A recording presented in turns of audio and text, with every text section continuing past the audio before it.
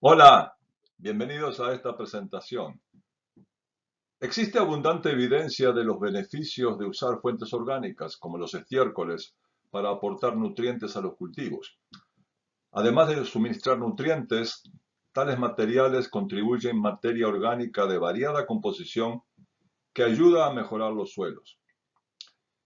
El uso de residuos orgánicos a menudo es, sin embargo, más complicado que el de los fertilizantes industriales. En esta presentación vamos a abordar dos puntos básicos relacionados al uso de estiércoles.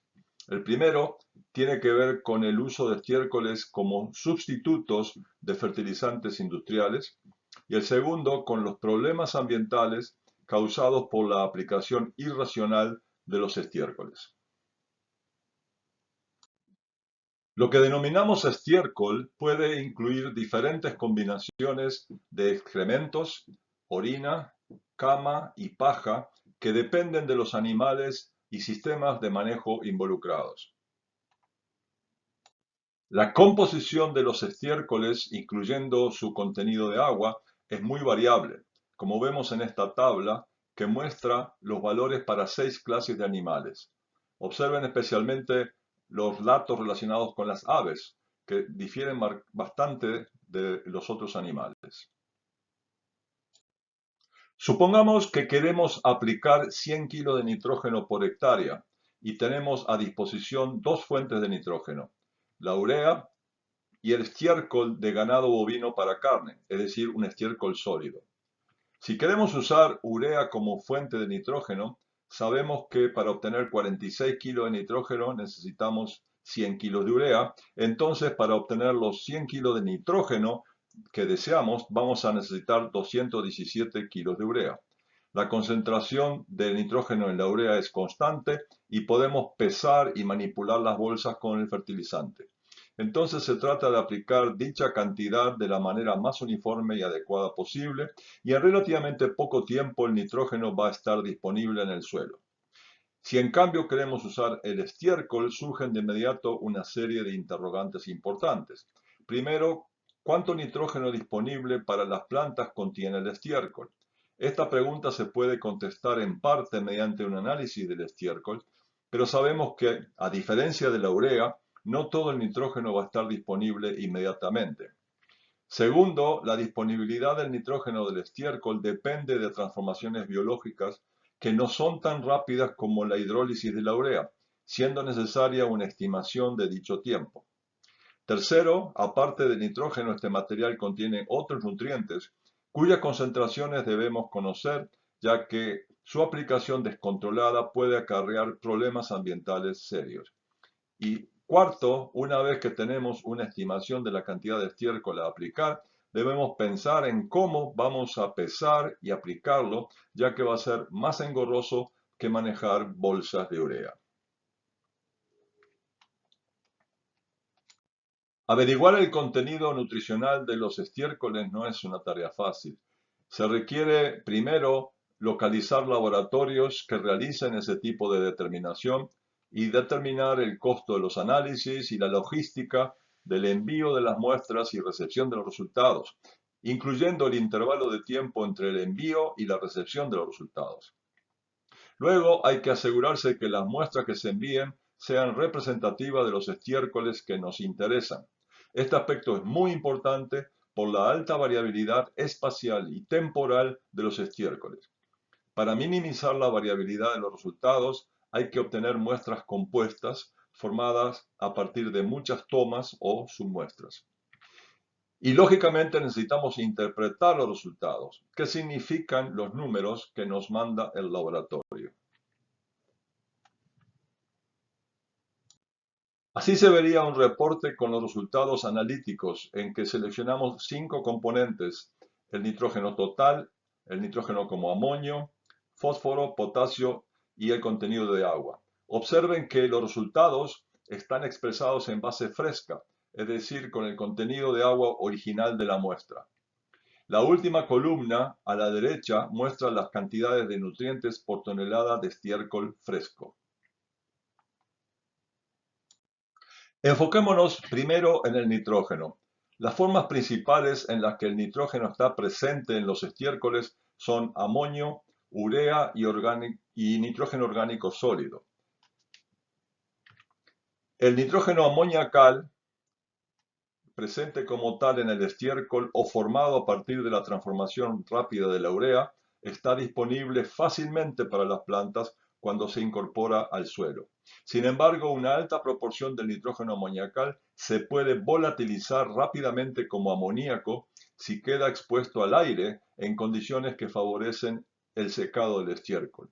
Generalmente, los análisis de los estiércoles reportan la cantidad de nitrógeno total y de nitrógeno fácilmente disponible, o sea, en forma amoniacal, de manera que el nitrógeno orgánico se calcula por la diferencia entre el nitrógeno total y el nitrógeno como amonio.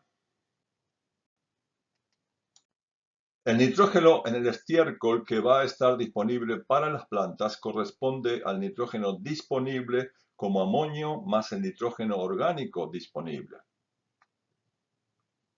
A su vez, el nitrógeno disponible como amonio se estima a partir del nitrógeno amoniacal corregido por el factor de conservación, mientras que el nitrógeno orgánico disponible se estima a partir del nitrógeno orgánico corregido por el factor de mineralización. El factor de conservación sirve para determinar el porcentaje de nitrógeno amoniacal presente en el estiércol que va a estar disponible. Ese factor depende principalmente de las prácticas de manejo que el productor siga en cuanto a la incorporación del estiércol en el suelo. El factor de mineralización nos indica el porcentaje del nitrógeno orgánico presente en el estiércol que puede ser transformado en formas inorgánicas y asimilado por las plantas. Esta tasa de mineralización depende del tipo de animal, existiendo valores tabulados.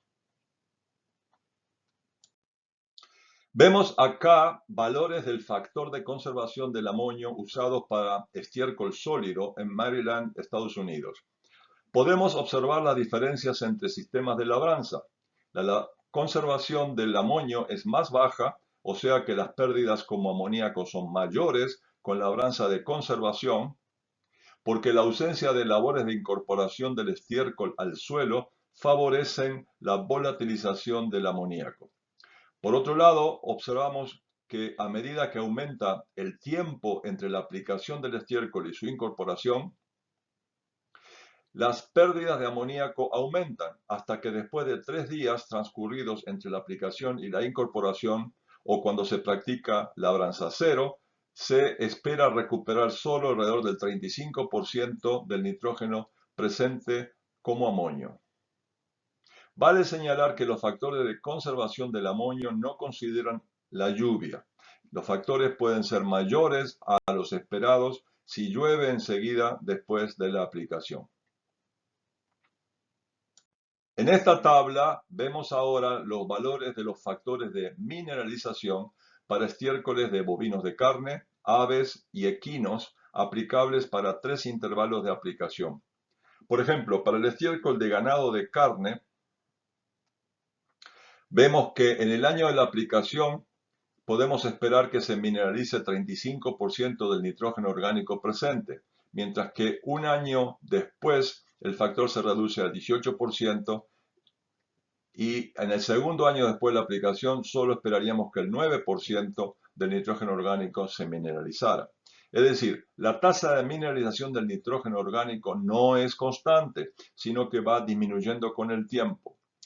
Los factores de mineralización publicados son promedios. En la realidad, los factores de mineralización pueden variar ampliamente debido a la composición del estiércol, suelo o condiciones del tiempo. Por ejemplo, en otro estado de Estados Unidos, en Delaware, el factor de mineralización promedio medido en 20 muestras de gallinaza fue 66%, con un rango de 21 al 100%, mientras que un estudio del Departamento de Agricultura de Estados Unidos en 107 muestras de estiércol de ganado lechero en el noreste de Estados Unidos mostró valores que variaban entre 0 y 55%. Un estudio realizado en suelos en Georgia con una muestra de gallinaza de pollo de engorda y 9 suelos bajo condiciones controladas La tasa de mineralización promedio fue 62%, variando entre 41 y 80%. Los valores decrecieron en el siguiente orden: arenosos francos fueron mayores que franco-arenosos y mayores que arcillosos. Regresemos ahora a los resultados del análisis del estiércol de bovino de carne y calculemos cuánto nitrógeno esperamos que esté disponible para las plantas en el primer año, o sea, el año de la aplicación. El estiércol no se va a incorporar, así que de los 1.8 kilos de nitrógeno amoniacal por tonelada podríamos tener disponibles el 35%, o sea, 630 gramos de nitrógeno amoniacal por tonelada. El nitrógeno orgánico se calcula por diferencia entre el nitrógeno total, que es 6.5 kilos por tonelada, y el nitrógeno amoniacal 1.8, lo que es igual a 4.7. Y el factor de mineralización para el ganado de carne es 35%, o sea que en el año de la aplicación se espera que se mineralice 35% del nitrógeno orgánico, lo cual equivale a 1.65 kilos de nitrógeno por tonelada. En total, el nitrógeno disponible para las plantas en el primer año sería 2.28 kilos de nitrógeno por tonelada. Reitero que los valores de factor de conservación y de mineralización que usamos en este ejemplo no son fijos. Estos son valores que han usado en el estado de Maryland, Estados Unidos, que pueden diferir de los usados en otros lugares. Tienen que investigar y consultar qué valores serían más adecuados en sus respectivas zonas. Para aplicar 100 kilos de nitrógeno por hectárea, entonces necesitaríamos 44 toneladas por hectárea de estiércol. Surgen entonces las preguntas: ¿cómo vamos a pesar, medir ese estiércol y cómo lo vamos a distribuir uniformemente? Y de los otros nutrientes analizados, ¿qué pasa? El fósforo y el potasio, determinados también en el estiércol de bovino de carne, están disponibles para las plantas. El uso racional, planeado y cuantificado de los estiércoles como fuente de nutrientes es posible. Es posible sustituir fuentes industriales de nutrientes por fuentes orgánicas, pero es un procedimiento evidentemente complicado porque hay una gran incertidumbre sobre las cantidades de nutrientes que van a estar efectivamente disponibles para las plantas. El tipo de animal considerado, lo que come, el tipo de cama usado, cómo se almacena el estiércol, cuándo se va a hacer la aplicación y cómo se va a aplicar, si se incorpora o no, y el tipo de suelo que se va a tratar, todo esto influye marcadamente sobre los resultados que el productor puede obtener. Esto ha sido un factor importante en frenar la adopción de los estiércoles como fuente alterna de nutrientes. El productor sabe que sus cultivos se van a beneficiar con la aplicación de estiércol, pero desconoce realmente las cantidades de nutrientes que está aplicando y lo que el cultivo aprovecha o no. Los estiércoles son vistos lamentablemente como un desperdicio del que hay que deshacerse y no como una fuente alternativa de nutrientes. Enfrentados a la problemática de tener que disponer del estiércol acumulado, muy frecuentemente los productores optan por aplicarlo repetidamente al suelo en áreas no muy lejanas del sitio de acumulación, porque los costos del flete son altos. En apariencia se trata de una situación en la que todos salen ganando. El productor resuelve su problema de estiércol acumulado, mientras que al mismo tiempo mejora la salud del suelo. Lo que pasa es que las aplicaciones descontroladas de estiércol crean problemas ambientales y sanitarios serios. Quizás se puedan sorprender al escuchar que el estiércol puede causar daños ambientales y a la salud serios, porque predomina la visión de que el estiércol es algo positivo para los suelos y para el ambiente y para todos. Pero hasta las cosas buenas pueden causar problemas si son mal manejadas. Por eso incluí en esta expresión el título "Nada con exceso, todo con medida", porque las aplicaciones excesivas de estiércol causan serios problemas ambientales y sanitarios de una manera comparable a las causadas por fertilizantes industriales. Lamentablemente, el uso racional de estiércol para sustituir fertilizantes industriales ha sido mínimo y ha predominado en su lugar la práctica de deshacerse de ellos sin considerar seriamente su impacto ambiental y sanitario.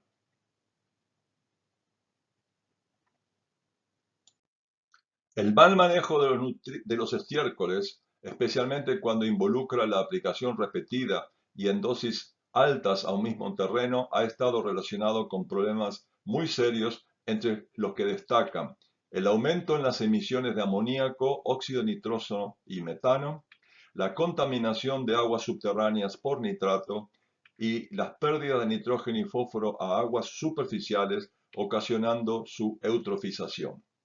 Hay muchas referencias en la literatura que documentan estos efectos, pero voy a referirme en particular a dos de ellos: el aumento en las concentraciones de fósforo y el de arsénico en los suelos. Una de las razones por la que la aplicación de estiércoles puede llevar a niveles excesivamente altos de fósforo en el suelo es que normalmente los cultivos requieren menos fósforo que otros macronutrientes. Entonces, la mayoría del fósforo aplicado en el estiércol va a permanecer en el suelo, acumulándose gradualmente. Si volvemos al ejemplo de la aplicación de estiércol de bovino de carne para aportar 100 kilos de nitrógeno por hectárea, veremos que las 44 toneladas por hectárea necesarias van a aportar 114 kilos de P2O5 por hectárea. Tal cantidad puede ser beneficiosa si partimos de un suelo bajo en fósforo, pero eventualmente la aplicación repetida va a llevar a contenido de fósforos excesivos. Ese fósforo puede ser transferido al agua o moverse en la superficie del suelo o en profundidad. En esta tabla vemos los cambios en los contenidos de fósforo en suelos con y sin aplicaciones de fósforo, usando fertilizantes industriales y gallinasa como fuentes. Los contenidos de fósforo residual en los suelos, que están acá, son mayores en los tratamientos que recibieron P, tanto si fue con fertilizantes industriales como con gallinasa. Las diferencias con las parcelas sin fósforo tienden a aumentar con las dosis y duración de las aplicaciones. En ciertas regiones de Estados Unidos, donde se ha venido aplicando gallinasa durante años, los suelos han llegado prácticamente a niveles de saturación de fósforo, lo que facilita su movimiento en la escorrentía y la contaminación de cuerpos de agua superficiales. Otro problema potencial causado por la sobreaplicación de estiércol es el de la acumulación de metales pesados, que puede ser tóxico para los seres humanos.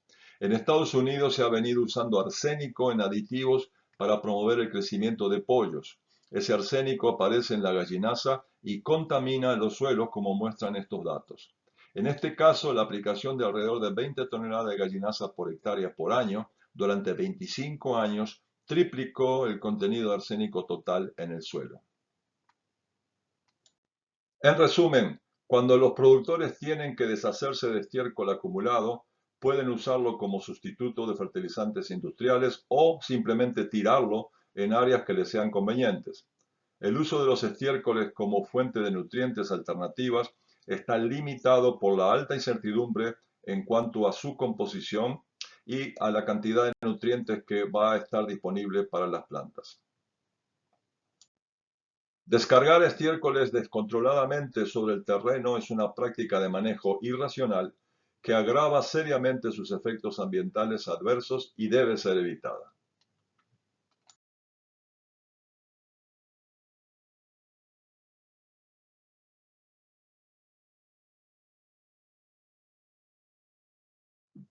Muchas gracias por su atención. Si tienen dudas o comentarios, me pueden escribir a la dirección electrónica indicada, como siempre, a las órdenes. Muchas gracias.